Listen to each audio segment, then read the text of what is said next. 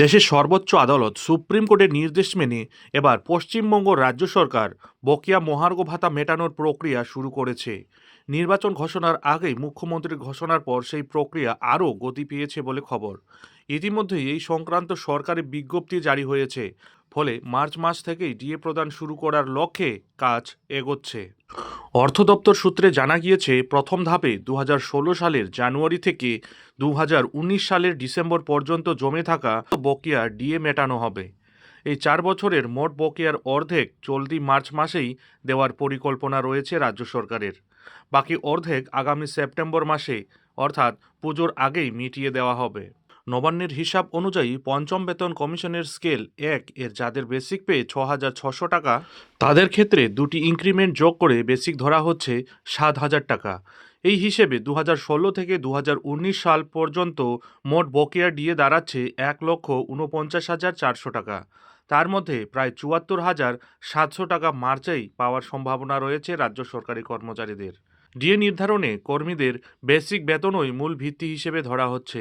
কেন্দ্র ও রাজ্যের ডিএর ফারাক ধরে দীর্ঘ সময়ের হিসাব কষা হয়েছে। 2008 সালের 1 এপ্রিল থেকে 2019 সালের 1 ডিসেম্বর পর্যন্ত সময়ের ব্যবধান ধরে মোট বকেয়া নির্ধারণ হয়েছে বলে জানা গেছে। সেই হিসেবে বেসিক 7,000 টাকা হলে মোট বকেয়া প্রায় 3,19,890 টাকা হতে পারে। বেসিক 10,000 টাকা হলে তা বেড়ে দাঁড়াচ্ছে 4,57,140 টাকা। আর বেসিক 15,000 টাকা হলে সেই অঙ্ক প্রায় 6,85,720 টাকা পর্যন্ত পৌঁছতে পারে। নবান্ন সূত্রে আরও জানা গিয়েছে, পুরো প্রক্রিয়াটি নির্ভর করছে ইন্টিগ্রেটেড ফিনান্স ম্যানেজমেন্ট সিস্টেম এর উপর। কর্মীদের বেসিক বেতন, ইনক্রিমেন্ট সহ সমস্ত আর্থিক তথ্য এই ব্যবস্থায় নথিভুক্ত রয়েছে। 2016 সাল থেকে এই ডিজিটাল ব্যবস্থার ব্যবহার বাড়ায় ওই সময়ের পরের তথ্য সহজে পাওয়া যাচ্ছে।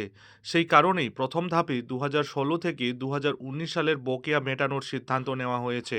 রাজ্য সরকারের তরফে আরও জানানো হয়েছে, 2026 সালের 31 মার্চের মধ্যে সংশ্লিষ্ট কর্মচারী এবং পেনশনভোগীদের অ্যাকাউন্টে টাকা জমা করার লক্ষ্য রাখা হয়েছে। ট্রেজারি ও ব্যাংকিং ব্যবস্থার মাধ্যমে সরাসরি বেতন বা পেনশন অ্যাকাউন্টে এই অর্থ পাঠানো হবে। বাকি বকেয়া ডিএ ধাপে ধাপে পরবর্তী সময়ে মেটানো হবে বলে বিজ্ঞপ্তিতে উল্লেখ রয়েছে। সেই বিষয়ে পরে পৃথক নির্দেশও জারি করা হয়েছে। তারপরেই ডিএ মিটিয়ে দিতে উদ্যোগ শুরু হয়েছে নবান্নে। সব মিলিয়ে দীর্ঘদিনের প্রতীক্ষার পর অবশেষে বকেয়া ডিএ পাওয়ার পথে এগোতে শুরু করেছেন রাজ্যের সরকারি কর্মচারী এবং পেনশনভোগীরা। মার্চ মাসের প্রথম কিস্তি তাদের কাছে পৌঁছানোর অপেক্ষায় এখন সরকারি কর্মচারীরা। আপনারা জানেন, মুখ্যমন্ত্রী মমতা বন্দ্যোপাধ্যায়ের ঘোষণার পরেই রাজ্য সরকারি কর্মচারী এবং পেনশনারদের বকেয়া মহার্ঘ ভাতা প্রদান সংক্রান্ত বিজ্ঞপ্তি জারি করেছিল পশ্চিমবঙ্গ সরকারের অর্থ দপ্তর। গত রবিবার মুখ্যমন্ত্রী বকেয়া ডিএ প্রদানের ঘোষণা করেছিলেন, আর সোমবার যে পৃথক 3টি বিজ্ঞপ্তি প্রকাশ্যে এসেছে তা প্রকাশের তারিখ 13ই মার্চ, শুক্রবার। সরকারি কর্মচারীদের পাশাপাশি অবসরপ্রাপ্ত সরকারি কর্মচারী এবং সরকারি সাহায্যপ্রাপ্ত শিক্ষা প্রতিষ্ঠানের শিক্ষক ও শিক্ষক কর্মচারী, সংবিধিবদ্ধ সংস্থা, পঞ্চায়েত, পুরসভা ও স্থানীয় স্বায়ত্তশাসিত সংস্থাগুলির কর্মচারীরাও এই সুবিধার আওতায় পড়বেন। নবান্নের অর্থ দপ্তরের অডিট ব্রাঞ্চ থেকে জারি হওয়া এই নির্দেশিকায় জানানো হয়েছে, 2008 থেকে 2019 সাল পর্যন্ত সময়ের ডিএ মিটিয়ে দেওয়ার সিদ্ধান্ত নেওয়া হয়েছে। তবে এই বিশাল পরিমাণ অর্থ একেবারে নয়, বরং কয়েকটি পর্যায়ে সরকারি কর্মচারীদের দেওয়া হবে। বিজ্ঞপ্তিটি নজরে আসার পরেই ক্ষোভ উগরে দিয়েছেন বিভিন্ন সরকারি কর্মচারী সংগঠনগুলি। তাদের অভিযোগ, যেভাবে ডিএ দেওয়ার ঘোষণা করা হচ্ছে তা আদালতের নির্দেশের পরিপন্থী।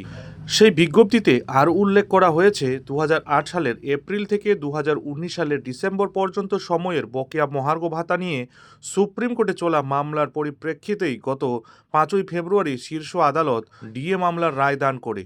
আদালতের সেই নির্দেশ পালন এবং একটি মনিটরিং কমিটির তত্ত্বাবধানে এই বকেয়া ডিএ মেটানোর প্রক্রিয়া শুরু হয়েছে। রাজ্য সরকার জানিয়েছে, কেন্দ্রীয় প্রকল্পের বকেয়া টাকা না পাওয়া এবং একাধিক সামাজিক উন্নয়নমূলক প্রকল্পের দায়বদ্ধতা সত্ত্বেও কর্মচারীদের স্বার্থ রক্ষায় এই বড় পদক্ষেপ করা হচ্ছে। মমতা সরকার বর্তমানে প্রথম পর্যায়ের বকেয়া মেটানোর স্কিম ঘোষণা করেছে। এই পর্যায়ে 2016 সালের জানুয়ারি থেকে 2019 সালের ডিসেম্বর পর্যন্ত সময়ের বকেয়া ডিএ মেটানো হবে। প্রথম কিস্তি চলতি মার্চ মাসেই দেওয়া হবে। দ্বিতীয় কিস্তি সেপ্টেম্বর 2026 সালে প্রদান করা হবে। এই বকেয়া অর্থ all India consumer price index অনুযায়ী গণনা করা হবে। তবে মনিটরিং কমিটি বকেয়া ভাতার চূড়ান্ত পরিমাণ নির্ধারণ করলে পরবর্তীকালে সেই অনুযায়ী প্রয়োজনে অ্যাডজাস্টমেন্ট করা হতে পারে। সরকারি নির্দেশিকা অনুযায়ী পেমেন্ট প্রক্রিয়াটি কর্মচারীদের পদের বিন্যাস অনুযায়ী আলাদা হবে। গ্রুপ এ, বি এবং সি এই 3 শ্রেণীর কর্মচারীদের বকেয়া ডিএ সরাসরি তাদের জেনারেল প্রভিডেন্ট ফান্ড অ্যাকাউন্টে জমা দেওয়া হবে। গ্রুপ ডি চতুর্থ শ্রেণীর কর্মীদের ক্ষেত্রে এই বকেয়া অর্থ সরাসরি নগদে তাদের নিজস্ব ব্যাংক অ্যাকাউন্টে পাঠানো হবে। জিপিএফে জমা হওয়া বকেয়া অর্থের ক্ষেত্রে একটি নির্দিষ্ট বিধিনিষেধও আরোপ করা হয়েছে। বিজ্ঞপ্তিতে বলা হয়েছে, জিপিএফে জমা হওয়া এই টাকা ক্রেডিট হওয়ার 24 মাস পর্যন্ত অর্থাৎ 2 বছর কোনো অগ্রিম বা টাকা তোলা যাবে না। তবে কর্মীর অবসর, মৃত্যু বা পদত্যাগের ক্ষেত্রে এই সময়সীমা শিথিলযোগ্য। সেক্ষেত্রে নির্দিষ্ট কর্মচারী ও তার পরিবার সেই টাকা তুলতে পারবেন। রাজ্য সরকারের এই বিজ্ঞপ্তি জারির সিদ্ধান্তকে স্বাগত জানিয়েছে তৃণমূল সমর্থিত কর্মচারী ফেডারেশন। আবার ডিএ সরাসরি না দিয়ে পিএফ অ্যাকাউন্টে দেওয়া এবং তা তুলতে না পারায় যে সিদ্ধান্তের কথা জানানো হয়েছে তা নিয়ে ক্ষোভ প্রকাশ করেছে সংগ্রামী যৌথ মঞ্চ। সংগঠনের আহ্বায়ক ভাস্কর ঘোষ বলেন, ভাওতা দেওয়া হয়েছে আমাদের। বিজ্ঞপ্তিটি পর্যালোচনা করে আমরা পরবর্তী পদক্ষেপ করব।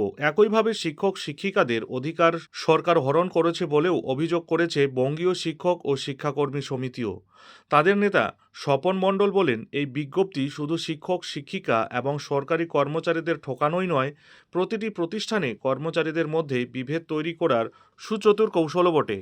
সব মিলিয়ে রাজ্য সরকার এবার কর্মচারীদের ডিএ দেবার কথা বললেও পদে পদে যেভাবে নানা ধরনের কৌশল অবলম্বন করছে, তার ফলে এখন দেখার বিষয় হলো আদৌ কি বাংলার রাজ্য সরকারি কর্মচারী এবং পেনশনভোগীরা তাদের দীর্ঘদিনের প্রতীক্ষিত বকেয়া প্রাপ্য ডিএ আদৌ পাবেন, নাকি নানান তালবাহানার অজুহাতে আসন্ন বিধানসভা নির্বাচন পার করে দেবেন। নজর থাকবে সেদিকে।